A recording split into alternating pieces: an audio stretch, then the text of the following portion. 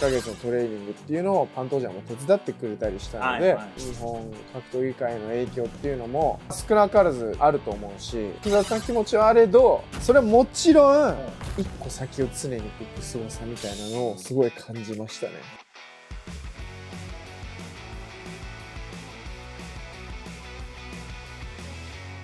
Welcome to リンヤチャンネル。無事大きな怪我も何もなく8週間の ATT キャンプから帰ってきました。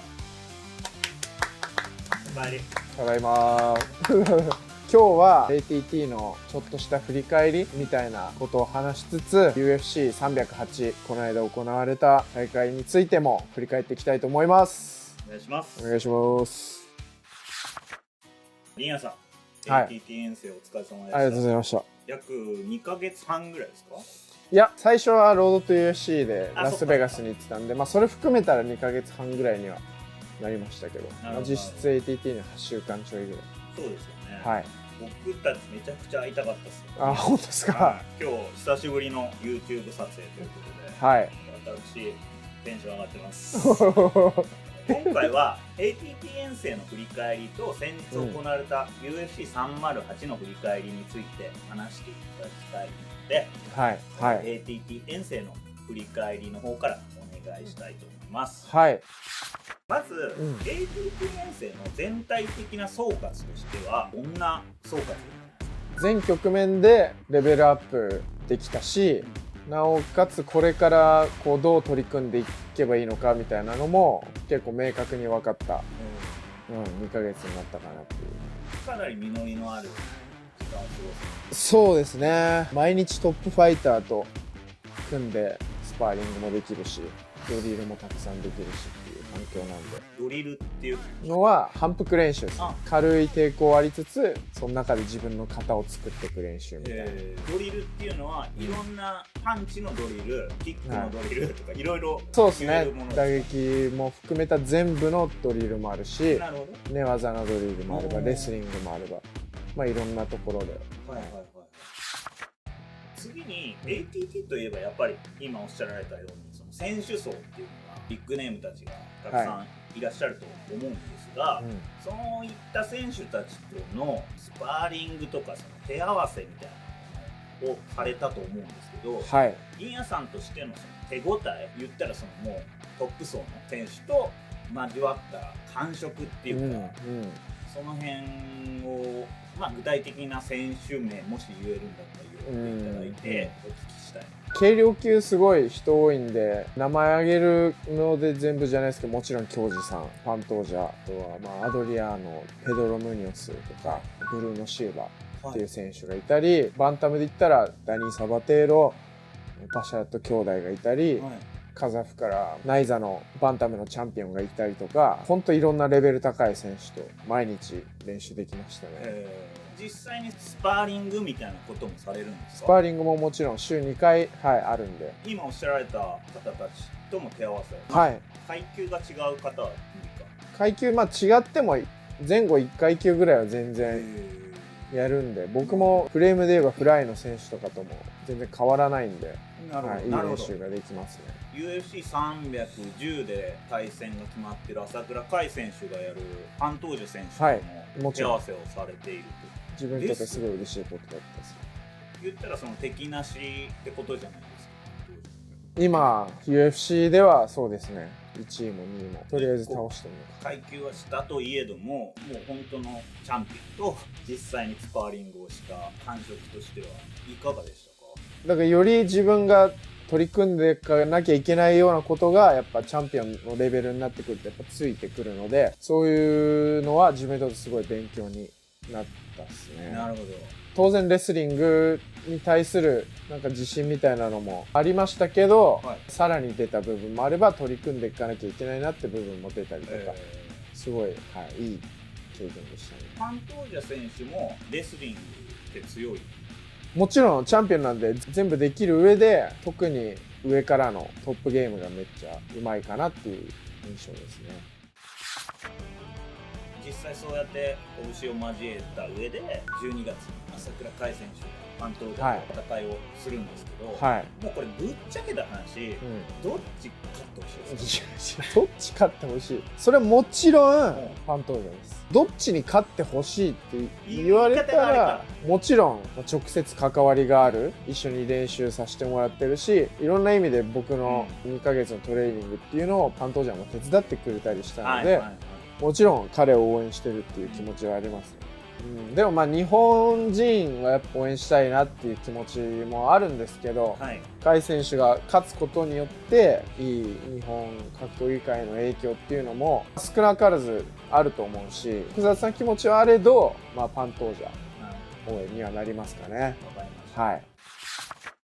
京二さんの話も伺いましたけど、京二さんともスパみたいな、はい、させてもらいましたね。すごいですよね。すごいです。本当にすごい。銀谷さんから見たら、京二さんの一番の凄さって何なんですか？逆にその素人から見た凄さって何なんですか？素人から見た凄さ言っていいですか？私の意見ですよ。間合いが常にあって、で一瞬で入り込めるスピードがあの人はすごいなって僕は思うんです。まさにまあそれはもう見れば分かるというか、間合いとその飛び込みのスピードはやばいじゃないですか。プラス僕が感じたのは、その上でも相手のこともずっと見てるし、体重がどこにあるのかとかも上からも見られてる。京二さんと目が合ってる状態だけ上からも見られて横からも見られてるみたいなの上で、なんか一個先を常に行く凄さみたいなのをすごい感じましたね。なんかあれはすごいですね。結構初めての感覚かもしれないぐらいすごかったです。ありがとうございます。お話伺っただけでもね、ニアさんのレベルが相当上がってるんじゃないかな。いや別に感じますけど、まだまだすごい経験をされてきますよね。次の試合勝つには必要な材料っていうのはかなりいただいたかなと。来年1月18日の UFC311 のニアさんの実戦、もうますます楽しみにしてますので、お願いします。頑張ります。頑張ります。それでは続いて先日行われた UFC308 の振り返りお願いできますでしょうか。308はメインのホロウェイ対トプリアですよね。僕的にはすごいカーフがポイントになった試合だったかなって思いますね。ゲイジとの試合でそんなに足蹴られてもプレッシャーが変わんなかったんで、あんまりここでそれが響くことはないのかなって思ってたんですけど、やっぱ要所で入れるトプリアのカーフがホロウェイのこの一瞬いくかなんかこの迷いみたいの作ったんじゃないかなって、気がしますね。今回初めての KO 負けっていうことですね、ホロウェイ選手。そうですね。私としては、前回のそれこそゲイジの衝撃的な KO が印象にあったので、そうですね。ものすごく期待して結構好きになっちゃった。そうですよね。あれ UFC300 で記念大会であれかますって相当ですからね。あれで結構ファンすっごいついたと思うんで、そのファンが結構悲しんでますよね、みんな。トプリア選手単純にめちゃくちゃ強かったっていう。強いですね。バランス変わんないし、ホロウェイのパンチももらっていいやつとダメなやつをなんか見分けて、もらっていいやつはもらっても関係なしに行くみたいなとこが出てたのかなっていう、すごかったですね。あれやられたらきつい、相手は相当。最後の KO の左フック、完全に体重が乗った、乗ってましたね。乗ってますよね。すごいですね、あそこ。次ボルガノでもまた同じやられ方しちゃうんじゃないかなって思うような勝ち方でしたね。次戦としては大体決まってる、なんかボルガノっていう、話になってますけど、他で言えばチマエフ対ウィテカ、いやーすごいっすね。チマエフの1ラウンドのパフォーマンス、チャンピオンクラスははいかないと思うんで、ディプレッシとやるのかな。次ウィテカ選手は今ランキングでは5位ぐらいですか。3位とかそんぐらいだったと思います。